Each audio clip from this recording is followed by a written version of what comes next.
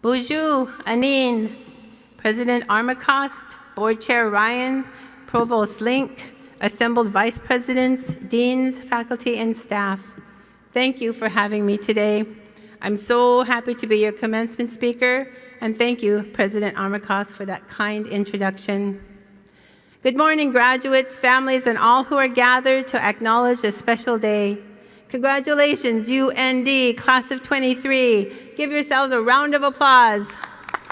Woo!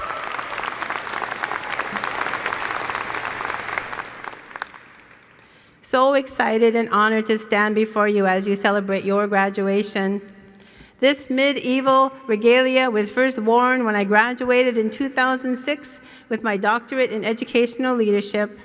At that time, little did I know I'd be standing here as your commencement speaker in 2023. I knew there was a reason I kept this symbol of honor hanging in my closet, reminding me of all that was endured as I strive to achieve an education that has been valued and treasured foundation. The importance of those years spent here continues to fill me with gratitude. I'm proud of all my UND degrees. UND is a flagship institution of the state of North Dakota and is the only university in the state with both law and medical schools. UND leads in educating the region's doctors, nurses, lawyers, engineers, aviators, aerospace scientists, and business professionals. UND also leads with innovative programs in Indigenous health, such as Indians into Medicine and recruitment and retention of American Indian nurses and Indians into psychology. In fact, UND has the world's first PhD degree program in Indigenous health and is the world's first Department of Indigenous Health. UND still holds the distinction of producing the most Native American physicians of any institution in the nation. And currently, all presidents of North Dakota tribal colleges are UND graduates. Some of my happiest memories are as a student here. It was a long journey to get here. Both my parents were sent to boarding schools in the 1920s and 30s. My father is of the stolen generation. He was taken from his home in the Turtle Mountains and spent 3 days and 3 nights on a train to Chippewa Industrial Boarding School in Oregon. Not speaking a word of English, he had lye soap put in his mouth until he learned English. He survived a beating called the Gauntlet and a smallpox epidemic that swept the school. Both my parents and my grandparents were stripped of their language, culture, ceremonies at American Indian boarding schools, whose policy was forced assimilation. Eventually, my father went on to work at CCC camps. He joined the Army just before World War II hit. After the war, my father married my mom and settled down in the Turtle Mountains to raise a family. He utilized his carpenter skills as an apprentice during his boarding school years. However, it was difficult to find work as a carpenter during North Dakota's relentless and bitter cold winters. As a result, our family relocated to Portland, Oregon as part of the relocation program. Relocation was another government program designed to move Native people off reservations and into cities. It was another effort at assimilation. We would travel home to the Turtle Mountains most summers, where I would plead with my parents to let me stay with my grandparents or cousins, dreading going back to school in Portland. See, I was the only Native kid in school, teased mercilessly, called names like squaw, and jerked around by my braids on the playground. But having been separated from their parents and sent to boarding schools, mine wouldn't let me stay so far from them. I enrolled and completed 2 years at Portland State University. Now, this was in the early 70s, and it was the era of Black power, Chicano power, women's lib, gay liberation, anti-war movement. And it was a time of the American Indian movement and Indian pride. A time of finding out who I was as a Native person, because my parents were made to feel ashamed of who they were. They never told me about my culture, language, ceremonies, traditions, powwows, dance, or song. Who was I as a young Native person? My experience in a poem called Identity Crisis. In 4th grade, the nun wanted to know what nationality I was. I told her I was Indian from the Turtle Mountains. "Oh, you are an Indian from India," she said. She brought me brass elephants, incense holders, and books to write a report for the class. The kids believed me, called me squaw, jerked my braids. In middle school, I was Chinese. In high school, Polynesian. Then the Portland Indian Center waved me in, and I was taken in by the American Indian movement. Indian power, tied an eagle feather in my hair, wore beaded fringe that ticked and swayed. One day, I heard the drum. Time stood still as I watched the dancers, moccasin feet patting the earth. I couldn't breathe for the beauty. I listened to the drum's heartbeat. I learned to dance. I danced the rabbit dance at Turtle Mountain, crow hop at Fort Yates, fancy shawl at Denver March. Then I was gifted a jingle dress at Red Lake and counseled by the elders. "You are Anishinaabe Ikwe. This is a healing dress. Dance to chase away all that is not good. Dance to heal your spirit." I listened to the drum.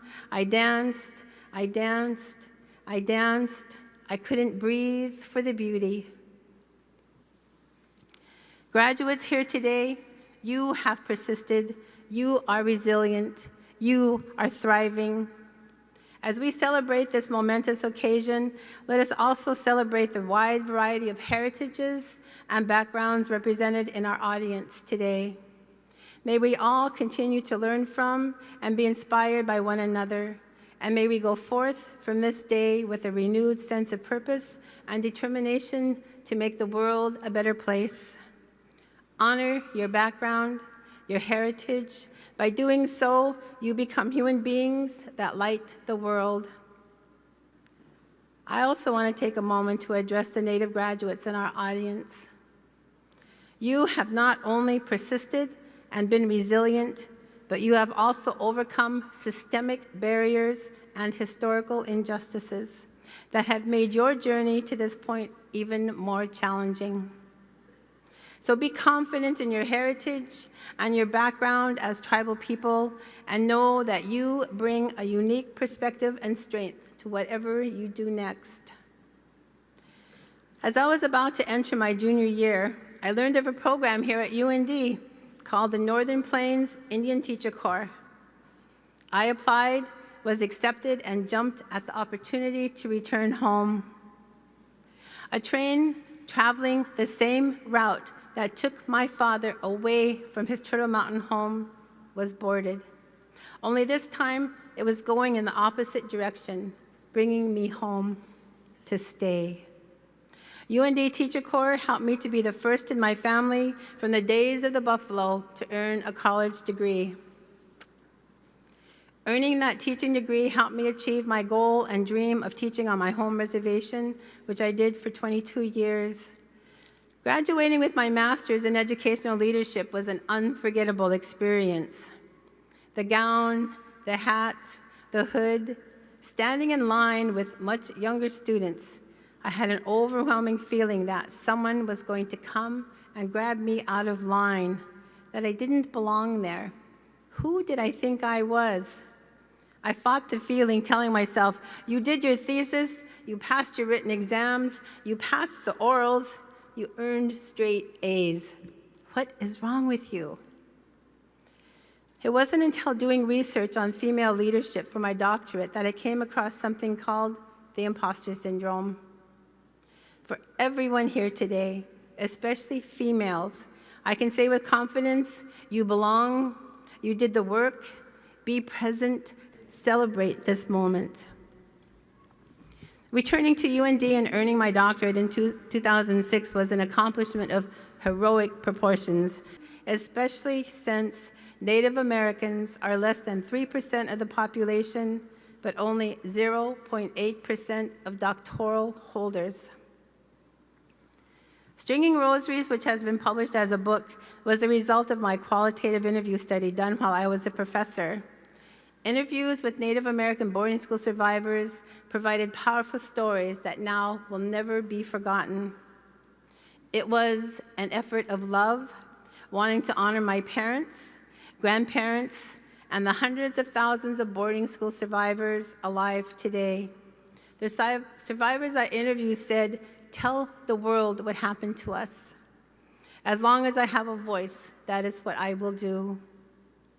As a nation, Indian country is still healing from boarding school trauma. My healing has been through dance and poetry.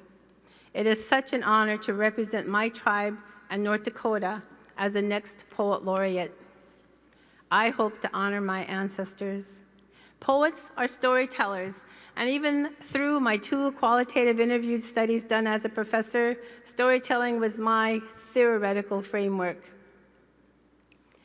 Ada Limon, current U.S. Poet Laureate, said, "I think it's important to remember, even in this particular hard moment, divided moment, poetry can help us reclaim our humanity, a tool to help us heal, help us grieve, and to remember we are human beings full of laughter and joy."